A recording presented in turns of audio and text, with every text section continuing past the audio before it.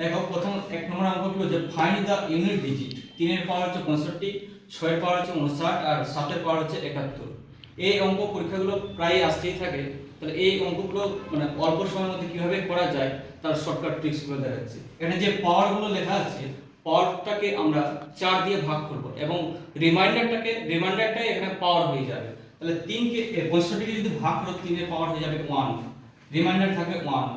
আর 59 কে যদি 4 দিয়ে ভাগ করো তাহলে ওর রিমাইন্ডার থাকবে 3। 71 কে যদি 4 দিয়ে ভাগ করো তাহলে রিমাইন্ডার হয়ে যাবে তোমার 3। তাহলে দেখো 3 এর পাওয়ার 3 মানে 1 মানে হচ্ছে 3, আর 6 এর পাওয়ার 3 মানে হচ্ছে 216, আর 7 এর পাওয়ার হচ্ছে তোমার 3 মানে হচ্ছে 343। তাহলে আমরা ইউনিট ডিজিটগুলো এখানে কি করব, গুণ করব। 3 এর সাথে 6 গুণ করলে হচ্ছে 18, 18 এর সাথে 3 গুণ করলে হচ্ছে কি তোমার 54। তাহলে ইউনিট ডিজিটটা কি হবে, 4 হবে।